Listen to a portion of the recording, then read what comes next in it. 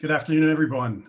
Welcome to the KCA Safety Committee's workshop today. It's on OSHA Recordkeeping 101. It's a practical workshop on that.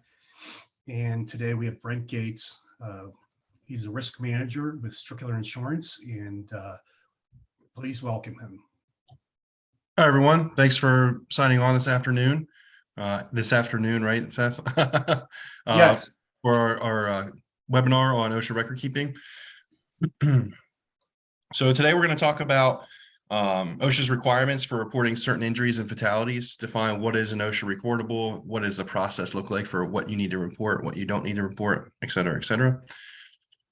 We're going to determine which employers are required to maintain OSHA logs and report electronically. The big thing that I see with a lot of our clients, especially that are over 20 employees, in a 20 to 40 employee range, if they have an establishment with that number, they're in the construction or manufacturing industry, they need to report that at OSHA 300A log on the injury tracking application. A lot of smaller entities don't realize that. So we're going to talk about that a little bit too. Like I said, we're going to define an OSHA's recordable injury and illness. We're going to illustrate proper preparation of the OSHA 300 log. I'm actually going to pull up an OSHA 300 log on Excel, show you exactly the ins and outs and how to fill that out.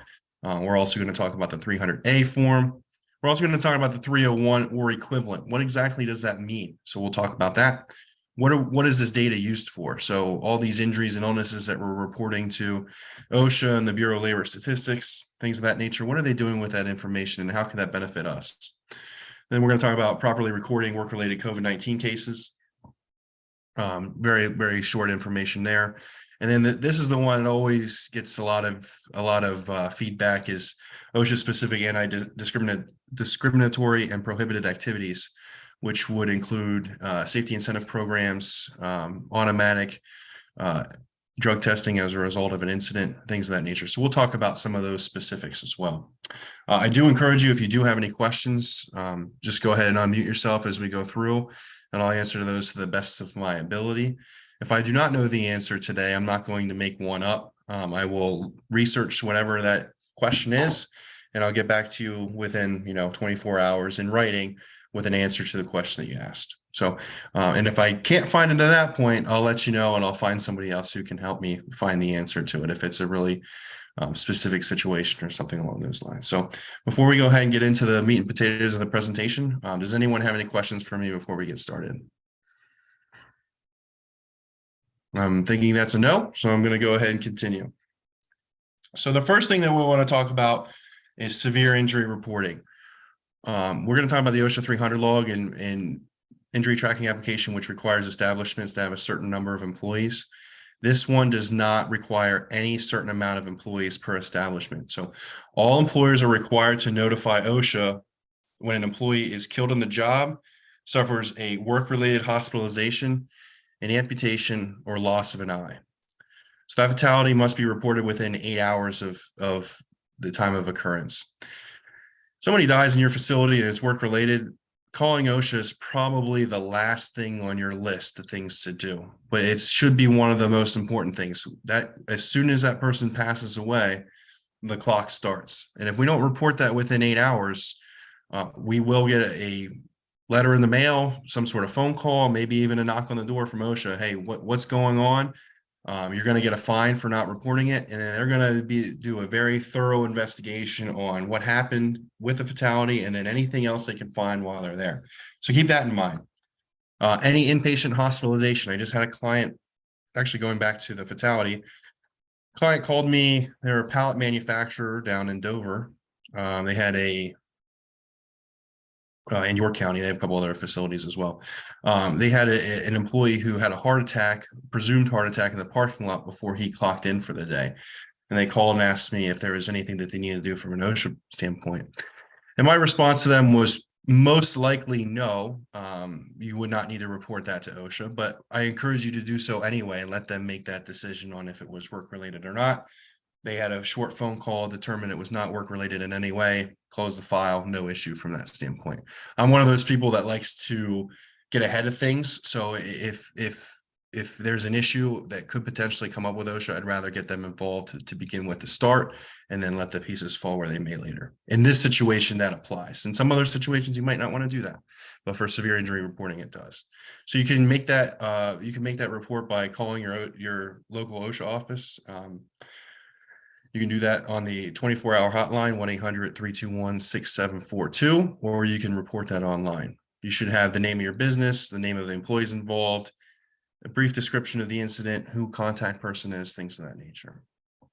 Now, a couple other changes. It used to be you had to have 3 inpatient hospitalizations from one incident in order to report that to OSHA. That's no longer the case. If you have one incident where one employee is injured and they have to go to the hospital, there's some additional complications and they are admitted to the hospital, we need to report that to OSHA within 24 hours of the time of incident. So we had a client last week, a contractor, gentleman was, I don't remember the exact story, but it appears that he had a pretty severe arm injury. Did we lose the screen share here? Oh, Seth, you there? Yeah, I'm checking. I apologize. Yeah, just I think came up on my screen says that Seth is now the host and kicked me out of the PowerPoint. Apologize, guys. Let's get you back on there. Seth, you should Okay. be able to make him a co-host.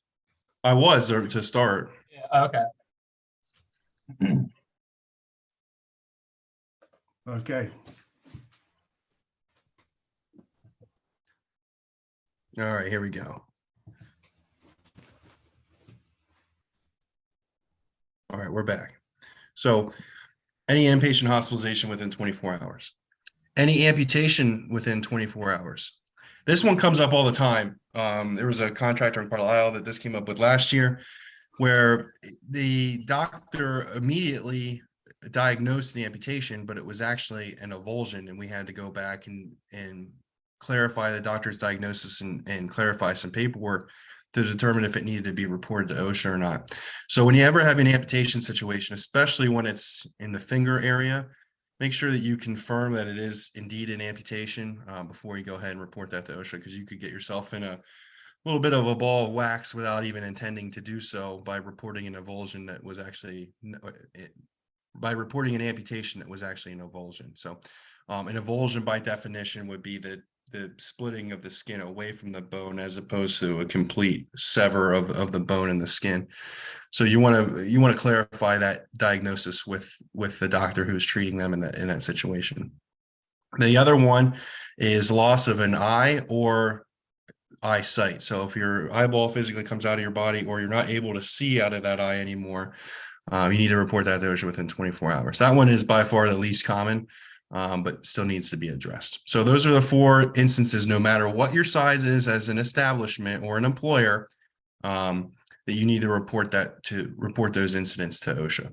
OSHA's maximum fine now for a first-time offender, I believe, is right around $15,000, maybe a little bit more, maybe a little bit less. We want to try to avoid those sort of fines if we possibly can. So here's a decision tree on determining if we're going to report this to OSHA within 8 or 24 hours.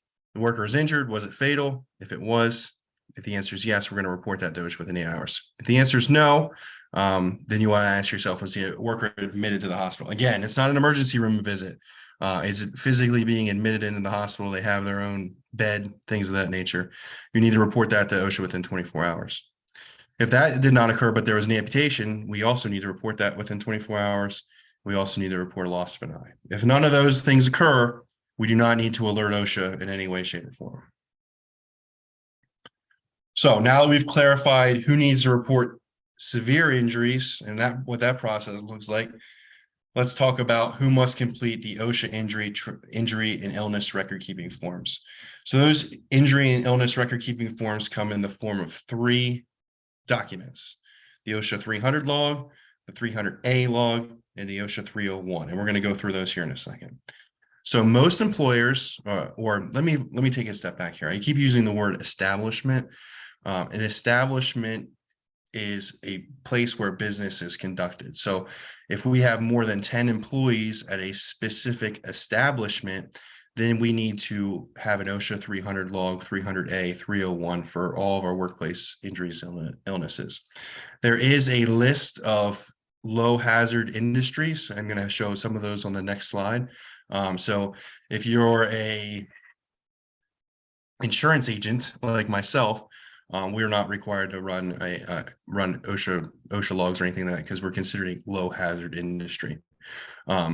However, the fatality and other serious event reporting still is required regardless of the industry that you're in.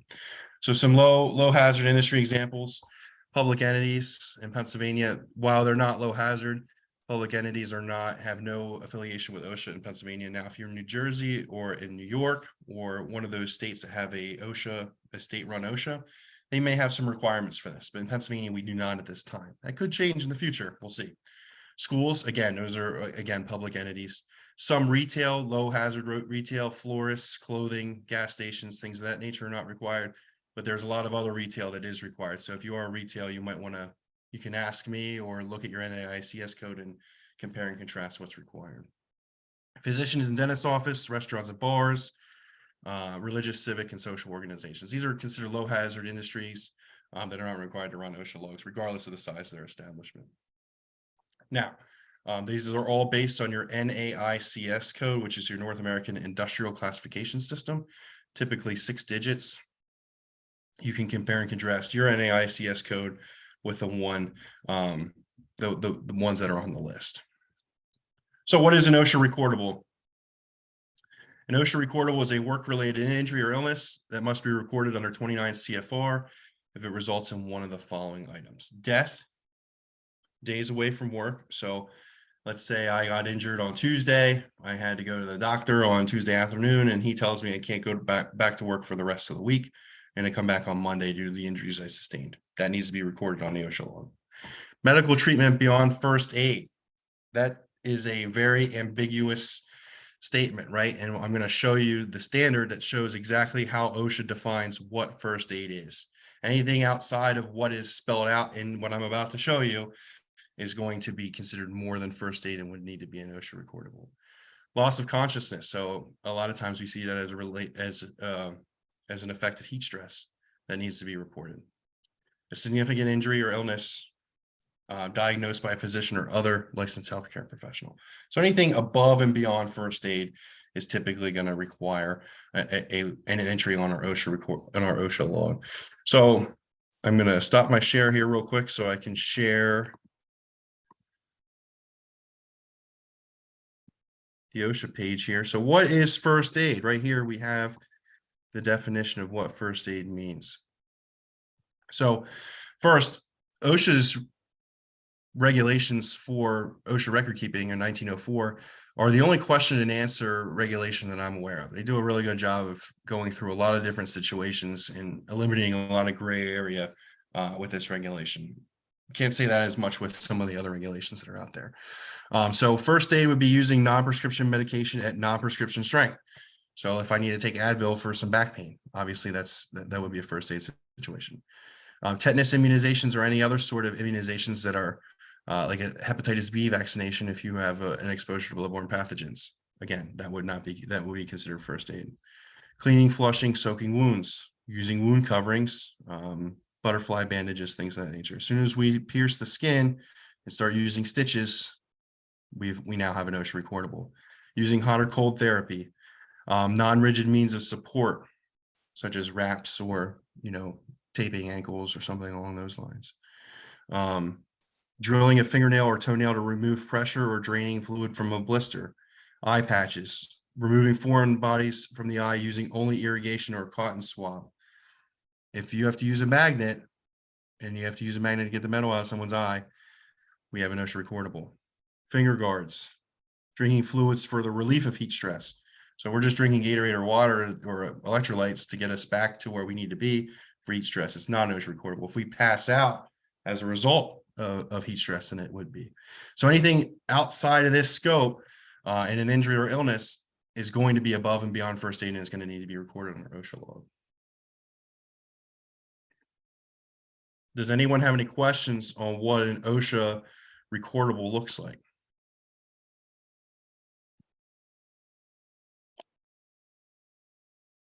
Okay, great. Some other things you need to consider that are OSHA recordables. If you have a needle stick or a sharp injury, especially folks that are in the healthcare industry, that's going to be an OSHA recordable every time. If the doctor requires you to leave work as a result of a work-related injury, again, that's going to be an OSHA recordable. Occupational hearing loss. So anybody who has a hearing conservation program, you're taking baseline audiograms of your employees when you hire them or within the first year if you're using the mobile test van exemption. Then every year after that, you have to get your employees tested annually for their standard threshold shifts to determine the hearing loss that they had from year to year. If that standard threshold shift is over and above 10%, that's going to be an OSHA recordable as well.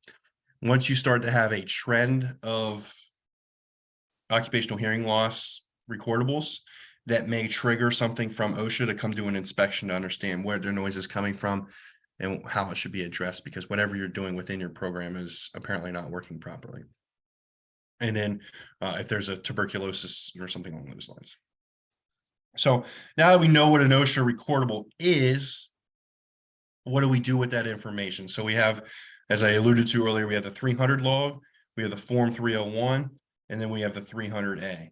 The 300 is where we put the individual OSHA recordables, and I'm going to show you what that looks like exactly here in a second. The 301 is your incident report, basically, that OSHA has. If you have your own incident report and it contains the same information or more information than what the 301 has, you can use your own report for that. So the standard says that you must fill out an OSHA 301 or equivalent for any OSHA recordable that you have. So as long as you have an incident report that contains the same information, you're going to be fine. You don't have to double up and use the OSHA's form as well on top of that. And the 300A form, that's your summary of the 300. The big things with this, and we're going to go through this here in a second, has to be posted for employees between February 1st and April 30th. If you were to get an OSHA inspection between those dates and it's not hung up somewhere in your break room or somewhere in a common area, you could potentially be cited for that. You want to make sure that your highest ranking company executive is signing and dating the bottom right corner of that. And I'll show you where that is in a second. A lot of times somebody who's not the highest ranking company executive will sign that form. The highest ranking person at that establishment should be doing so. Establishments with 20 or more employees in certain industries must report on the OSHA injury tracking application. We'll talk about that here in a little bit. Big things for us, if you're in wholesale, you're in construction, if you're in manufacturing, transportation, if you're over 20 employees in your establishment, you're going to be required to report. All establishments with 249 employees or more report regardless of their industry. And then there's going to be some new things coming out here in a little bit, where if you're an establishment with 100 or more employees, you're going to have to report not only your 300As, but also your 301s or equivalent. But that hasn't been finalized yet. They're still going through that rulemaking process. So we'll probably see that in the next year or two. So the injury tracking application is a web portal used to upload your 300A information. Establishments in the following industries with 20 or more employees are required to report: agriculture, utilities, construction, manufacturing, wholesale trade, healthcare facilities, some retail, higher hazard retail, especially furniture stores. Furniture stores typically have a very bad track record with OSHA and occupational safety. I know Ashley Furniture. I don't know if you guys have, anybody here has bought furniture from them, but they have a very, very bad record with OSHA. If you ever wanted to do an OSHA establishment search on them, it would be a very eye-opening experience. So this injury tracking application, you log in. You used to have to use your own login from OSHA's own website that you had to create for this specifically. I think they've just migrated this now to I forget what it's called. I think ready.gov or something along those lines, where you have your own .gov login. You can use that now for the OSHA ITA, which is new for this upcoming year. But this is required to be posted on this website by March 2nd of every year following the previous year. So your 2022 OSHA 300A, if you're in an industry if you have an establishment with 20 or more employees, is going to be required by March 2nd. Now, this came out probably, I think the first year was 2019. I think you were voluntary if you wanted to do it. And then 2020 is when it became required, something along those lines. the goal was from OSHA that they were going to inspect every establishment or create a hierarchy of establishments that weren't reporting these online or had a large start rate, and we'll go through what that means here in a little bit. They were going to kind of use that as a map to who we were going to inspect, but COVID threw a huge curveball for that, and a lot of OSHA's time in the last 3 or so years has been devoted to COVID-19, developing regulations and some of the other things that have come along with that. So as we move forward, I would think that this ITA is going to gain a lot more traction, and they're going to be using this portal for a lot of different things from an inspection standpoint. So just keep that in mind and make sure that we're recording things properly and that we're reporting them properly as well. So now I'm going to stop the share here, and we're going to go back to the spreadsheet one time. So I'm going to show you exactly how this is going to look like. So this is your OSHA 300 form. So our establishment, we're just going to make this for Strickler today. Strickler Agency Inc. Our city is Carlisle. We also have an office in Chambersburg, but we'll use Carlisle today. Okay, so we just had I'm the risk manager of the agency, and I don't typically handle a lot of employee safety things for agency, but sometimes it comes up from time to time. So we're just going to go ahead and pretend like we're a manufacturing company and go through a couple of situations that we might come up with. So first thing, anytime we want to put this up, we need to put the employee's if you need to send this to a general contractor, or you need to send this information to whomever might be requesting it, by all means, you can black out the person's name before you send it to that person. But anything from an OSHA standpoint in the federal government, we need to have the individual's name on here. So we're going to put Brent Gates in here. That's my name. My job title is the risk manager. So this is going to be standard stuff for every injury or illness that occurs. We're going to put A through F is going to be pretty much the same process each time. G through the rest of it might be a little bit different, and we'll talk about that here in a second. So the date the injury occurred today is 11/8. We'll make it 11/5. Keep in mind that all injuries and illnesses need to be recorded, that our OSHA recordables need to be on this log within 7 days of incident. If an OSHA inspector is really, really trying to split hairs and he knows something happened in your facility within the last 7 or 2 weeks ago, for example, when he's doing an inspection or she's doing an inspection, they might ask to see your OSHA 300 log. And if you don't have this recorded on there, you may get a fine for that. I've never seen it happen before, but you definitely want to try to keep this as up to date as you possibly can, especially with, your safety committee process, incident investigations, corrective actions, making sure it's not going to happen to somebody else. This is just another piece of that in your safety program. So where did the event occur? We're going to say the event occurred at a loading dock. We don't need to be overly specific here. We could just fit it into the box, where the event occurred, loading dock, whatever you want to do there. And then describe, the injury or illness that occurred, the body part that was affected. I fell off loading dock and fractured skull. Let's just make it that, fractured skull. Okay. So in this situation, we're going to pretend as if I passed away, and we're going to record this in that situation. So we're just going to put an X here or a 1, however you want to notate this. Check, what have you. So in this situation, you're only picking 1. We have a death here, so we're going to pick the worst case scenario. It was a death, right? But we could have days away from work, a job transfer or restriction, or other recordable cases. Some situations we may have days away from work and a job transfer or restriction. We're going to check the box in the worst case scenario. So we're only checking 1 box in this area. A lot of times people who are running this on a paper cut, it will not allow, I don't believe it in the Excel or the PDF, it will allow you to check 2 boxes. But if you're running a paper copy, sometimes people will check 2, 3, 4 boxes sometimes on this, usually not 4, but 2 or 3, not realizing that they're creating more recordables on their OSHA 300A summary form than what they intended to, right? Because you're going to total up everything here at the bottom. We're going to explain that in a second. So we want to make sure in this classifying the case, we're only checking 1 of these boxes. Days away from work, 0. I passed away as a result of the skull fracture, 0. And then you have to check here if it was an injury, skin disorder, respiratory condition, poisoning, hearing loss, or all other illnesses. Most of these are going to fall under the injury label. Okay, so we have our first recordable in here. We had a fatality, and this is how you would record that on your OSHA 300 log. Okay, now we're going to do a second entry.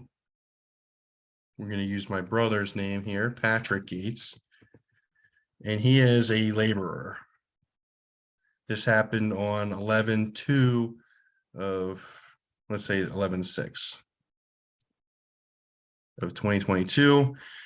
It occurred in the west production line. And Patrick got his finger caught in machinery, causing amputation.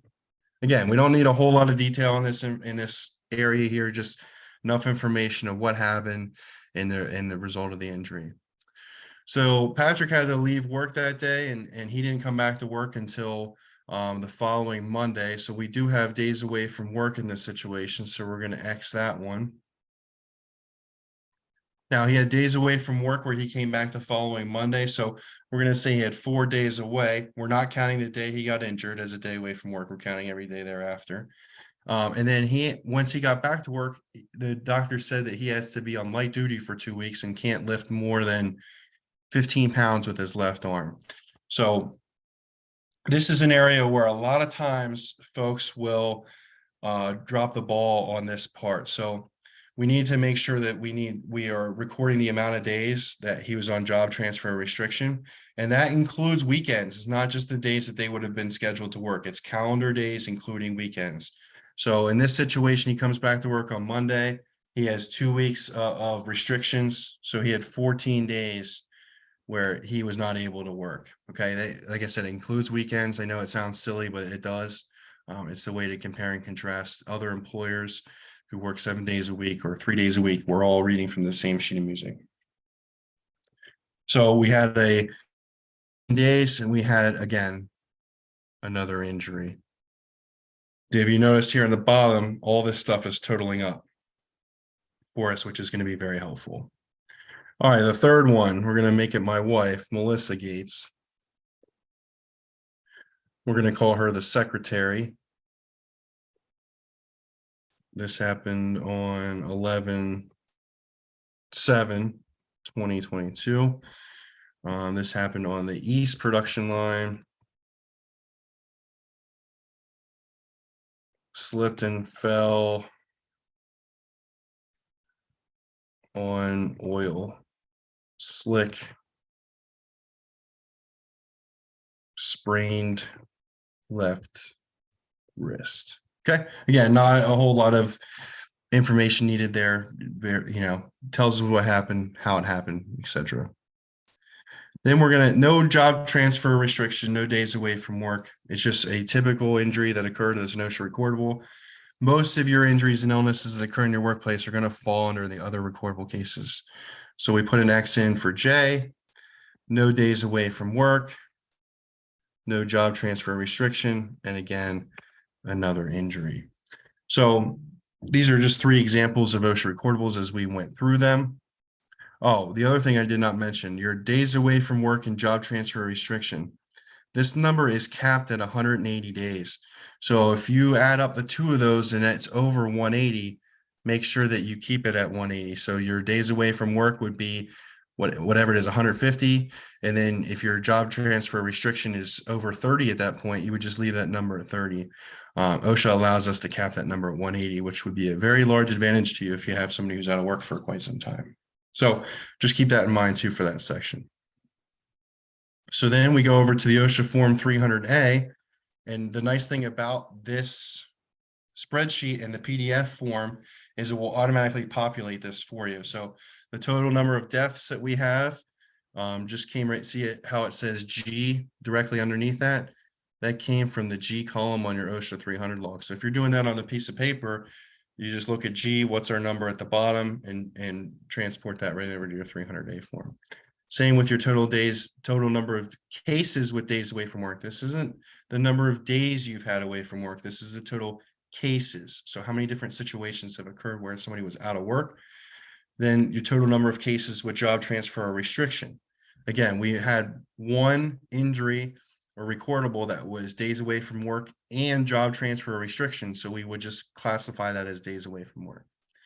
And then total number of other recordable cases is J. So if I was a general contractor and I was looking over your 300A log, I would add up these numbers and that would tell me how many recordables that you had for the year. But that's also going to populate down here at the bottom as well. Then you're going to calculate your total number of days away from work.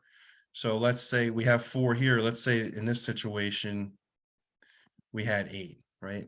This is going to populate for you to 12 automatically and go right back over to your OSHA 300A form, right? So you have your total number of days away from work and then your total number of days of job transfer restriction right next to it. And then the bottom is going to be a total of that far right column that we just went through, your injury, skin disorder, respiratory condition, poisoning, hearing loss, or all other illnesses. The other piece that you need to make sure that you complete on this is your establishment name. So we're Strickler Agency, 95 Alexander Spring Road,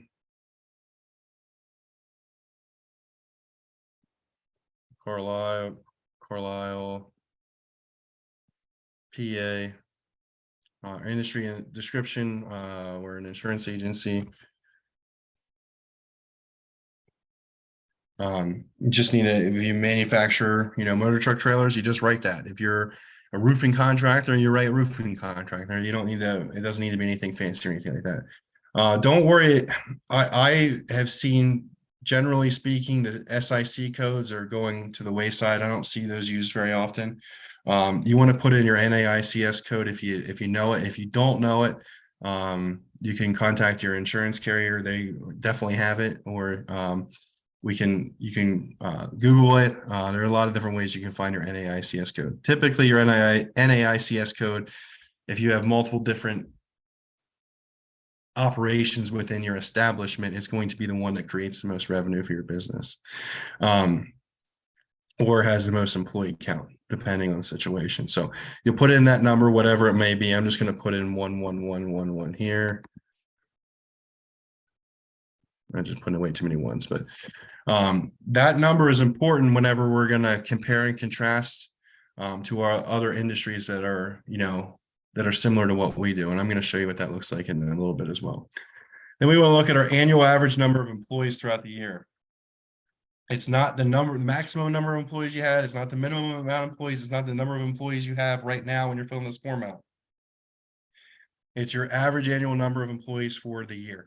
OSHA has a formula to figure out what that exact number is, but I guarantee that whatever payroll software you're using or your accountant, somebody has that number sitting around somewhere at any time.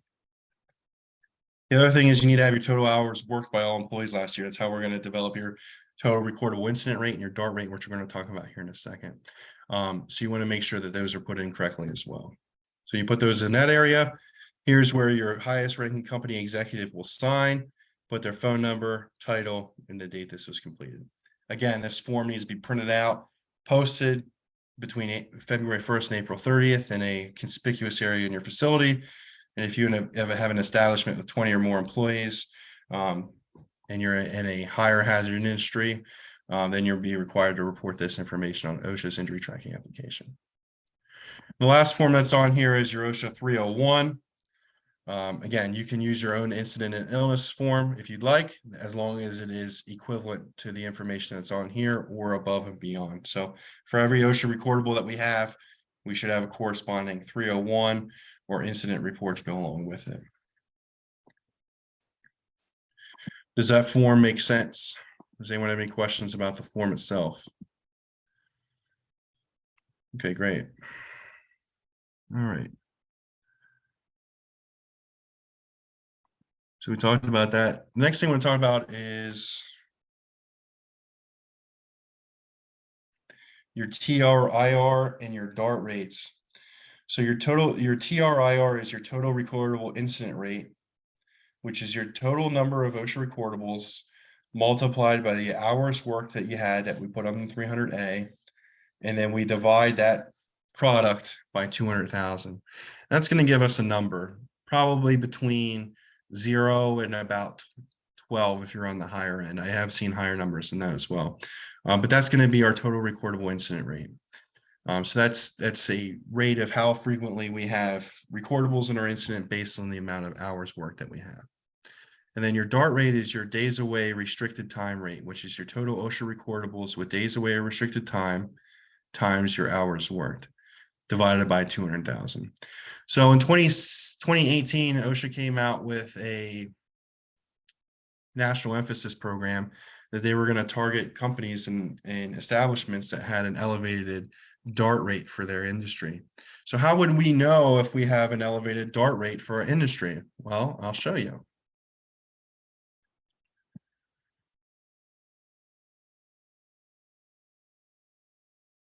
So this is what's called the U.S. Bureau of Labor Statistics Incidence Rate Calculator and Comparison Tool.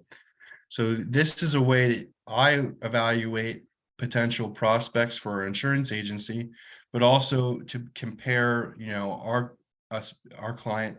Let's say we have an excavating contractor and we want to compare them against every other excavating contractor in the United States. We can compare their TRIR and their DART rate by using this exact tool. So first thing we need to do is enter the total number of hours worked by employees at the establishment in that given year. As you can tell, I fill this thing out somewhat frequently. I do this quite often. So we're just going to throw in a random number here of 142,229 hours worked. Let's say we had 2 OSHA recordables total. Let's make that a little higher. Let's make it 4.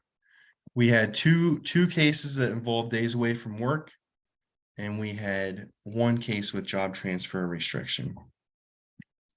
And then we can select the year. The 2021 data should be coming out in the next couple weeks. Typically comes out every November of the following year. So then we want to compare ourselves against other NAICS codes. So I use excavating as the example, so we'll go ahead and do that. So we're going to go into construction. Oh, I wasn't planning on that happening.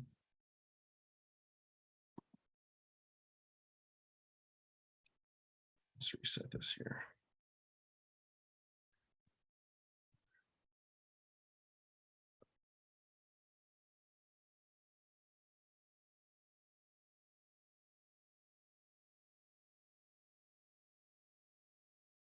Okay, so we go into construction, and then we need to find our NAICS code. So I don't know the NAICS code for excavators right off the top of my head, but they're all construction NAICS codes will be in here. We're just going to pick something. Let's do roofing contractors instead. So we put in all of our information above, and then we're going to compare ourselves against every other roofing contractor in the United States. So this form will calculate our establishment's TRIR, which is your total recordable incident rate right here, 5.6 versus everyone else in our industry is a 3.3. Our days away is 2.8. Everyone else in the industry is 1.4. Job transfer restriction 1.4 versus 0.6. And then our DART rate, which is a combination of both of these, is 4.2, but the industry is 2. So if my number on the left here is higher than private industry and all of my peers, then I need to develop safety plans and programs to help drive that number down, so we can be more comparative to our competitors and things of that nature. Additionally, I would anticipate OSHA to come out with another emphasis program in the near future for folks that do have an elevated DART rate. So whenever you are submitting that information on OSHA's injury tracking application, they're going to start evaluating those numbers and determine who should or shouldn't be inspected as a result of the injuries occurring in their workplace.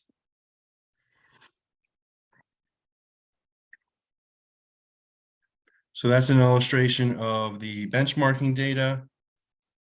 I think there's one more slide here. Oh, recording workplace, and there's 2 more slides. If you have a COVID-19 workplace exposure, how do we report that on our OSHA log? All 3 of these things must be true in order for it to be an OSHA recordable. 1, the person has to have a confirmed case of COVID. You may think that's silly, but we need a confirmed case with a test proving positive test of COVID, right? No assumptions. 2, you've determined that the case is work-related and the person definitely got COVID from your workplace. And then 3, the person received medical treatment above and beyond first aid or potentially had days away from work as a result of that COVID exposure and what they had while and the symptoms they exhibited while they had it. So if those 3 things are true, that's going on our OSHA log too. Just keep that in mind. And one more thing I wanted to show you, because this is too big to put into a slide, is OSHA. This came out in October of 2018. I still get questions on this to this day, but there are 2 things that OSHA came out with their new record keeping requirements that are something to consider. You want to avoid safety incentive programs that reward employees for not reporting injuries. So if you have an incentive program where everyone's going to get $500 because nobody got injured, you're basically disincentivizing your employees to report an injury or illness. That would be a violation in the eyes of OSHA. I have not seen this cited yet, but it certainly can be if it would be egregious enough. When I graduated from Millersville, I interviewed with a warehousing company in Harrisburg, and they had gone over 1,500 days without a workplace incident in 2 of their warehouses in the Harrisburg area. I mean, we're talking 500,000 square foot warehouses, forklifts zipping everywhere, a lot of stuff going on. And in my interview, I asked them, I said, so what's the secret sauce you guys have going on here? How have you gone this long without having a workplace injury? He said, well, let me explain this to you, Brent. We have, we break our employees into teams. Some teams have 5, some teams have 10, some teams have 20. If an employee in your team, if nobody gets injured on your team, everyone gets $1,000 at the end of every quarter. Oh, that sounds great. Everyone would love to get $1,000. Then he explained to me, if nobody on your team, or if one person on your team gets injured, then nobody gets $1,000, and then you have to wait till the next quarter to get your bonus. I looked at the HR manager right in the eye as a senior in college, and I said to him, what you guys are doing is unethical. You're paying your employees not to report injuries. And he looked at me with his mouth wide open. I can't believe this young punk just told me this. And I stood my ground, and that was basically the end of the interview at that point. This was before any of this OSHA stuff came out, but it was a good illustration to me when OSHA did come out with this. This is what they're trying to avoid. They don't want employers paying their employees not to report injuries. Now, safety incentive programs, if you're, we've gone a year without a workplace injury, we're going to have a small pizza party. I don't think somebody's not going to report an injury because they're not going to get a slice of pizza at the end of the year. So we want if there is going to be incentive, you don't want the incentive to be so great that somebody's not going to report an injury, but you can also incentivize other things, incentivize people coming out with safety ideas, coming up with new processes and procedures to improve the safety of your organization, identifying hazards, reporting an injury, whatever it might be. Incentivize that. Don't incentivize somebody not to report something. So that's one thing OSHA wants you to avoid. And the other thing that OSHA wants you to avoid is to drug test somebody just because they got into an accident or an incident, or just because somebody got hurt. So you can still do your random drug testing. You can still do post-incident drug testing if there was reasonable suspicion that drugs and alcohol were a contributing factor, but you don't just want to blanket drug test everybody because they got injured. And the last piece of that too is if you have reasonable suspicion that somebody working in the area may have contributed to the incident and may be on drugs or alcohol, you need to drug test them as well. So we don't want to just send somebody for a drug test because they got hurt. I used to work in an ice cream factory in Harrisburg. The one time I screwed up and I didn't turn off the ice cream to the machine, but I did turn off the ice cream to the machine, but I didn't turn off the chocolate chips. So without the ice cream pushing the chocolate chips through, there's no viscosity. And this pipe above me was just filling with chocolate chips and packing and packing and packing. Eventually the pipe fell off from its bracket and landed right on top of the maintenance guy's head and knocked him out cold for about 2 minutes. After we woke him up, we were like, "Hey, dude, like, are you all right? We got to send you to the doctor." He said, No. I'm fine. I'm good. Don't send me for a drug test. I'm good. And that was an exam at the time. Again, I didn't think of it, but now I see the OSHA regulations and the experience I have. It's like, yeah, that guy didn't report an injury because he was afraid he was going to lose his job because of a failed drug test, right? So we don't want to disincentivize people to report injuries because of a potential drug test retaliation. So if you have a drug testing policy in place that's post-incident, I would just encourage you to talk to your attorney or your risk control professional, your insurance company, whatever it might be, to come up with some solutions to have a good drug testing program without, discriminating against your employees.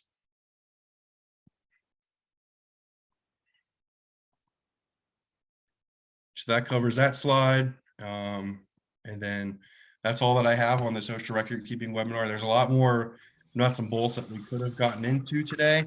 I wanted to try to keep this as short, sweet, cover the highlights, show some new things, answer some questions you may have, things of that nature. So does anyone have any questions for me today?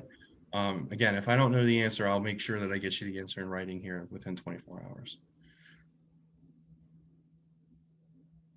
Brent, just one thing. I'll admit I've read the requirement on drug testing with respect to incidents time and time again. For whatever reason, OSHA does not do a very good job, I think, or maybe it's just me, in explaining that. Your explanation just now is probably the clearest I've ever heard it done. So I really think that was very, very helpful, and I appreciate that. Oh, good. Thank you. I got one question, though, and I think just maybe to verify, you were talking about employers who do not need to report on the OSHA 300A, 300 log, 301, et cetera, for certain non-risk businesses. As well, employers who have fewer than 10 employees, correct me if I'm wrong, also do not need to report. Is that correct? Yeah, that is correct. I didn't clarify. No, it's fine. Here's one thing, though. What is your understanding about whether those people who don't need to report, whether they still need to follow OSHA?